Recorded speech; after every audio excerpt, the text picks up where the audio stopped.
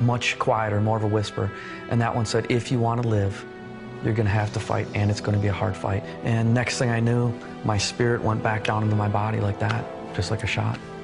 Bruce was conscious as he was flown on a life flight to the hospital. Doctors there doubted he would even survive the next few hours.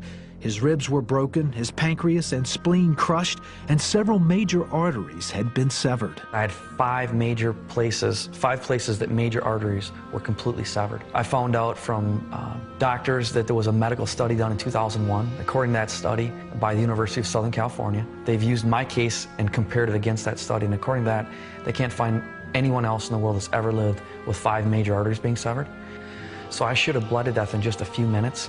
So my thought is the angels were there to somehow hold me together. Bruce stayed in the hospital for over 2 months and survived 5 major surgeries. Yet he had overwhelming obstacles to overcome. Almost 75% of his small intestines were crushed in the accident and had to be removed. Adult has 18 to 20 some feet of small intestine, they say, roughly. Somebody came in and told us they didn't expect me to live much more than a year. I'm going to starve to death. I was losing weight very rapidly. They're feeding me intravenously. Bruce's once 180-pound frame dropped to 126 pounds. But Bruce's family was praying and his community rallied around him. Then Bruce received an unexpected visitor in his hospital room one day. The Lord woke up a man in New York 2 days in a row, someone that I met one time on vacation.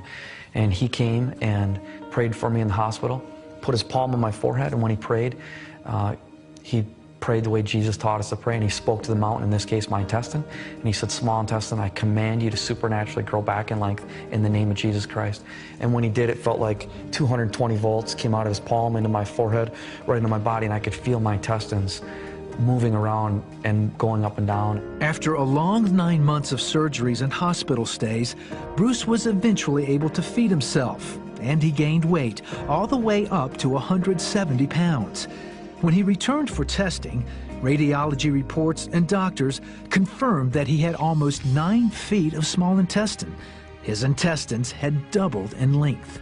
When they test me, they say that the intestines that the Lord gave me back work twice as good as normal. Even though I don't have my full amount, he gave me several feet back. Even though it's half as much, they absorb the vitamins, the minerals, the nutrients that I eat into my body normally.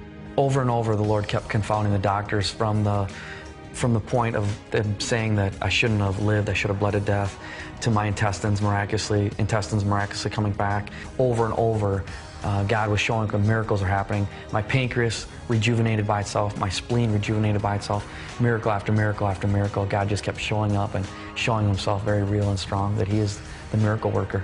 Today, through their organization, Sweetbread Ministries, Bruce and his family travel together to talk about supernatural healing. Bruce has also written a book called Saved by Angels. Miracle after miracle after miracle. It's exciting to just see what God is doing in people's lives today, and that he is alive and well, and he wants to reach people at their point of need. And so we've got a God that loves us more than we can ever imagine, and he pours out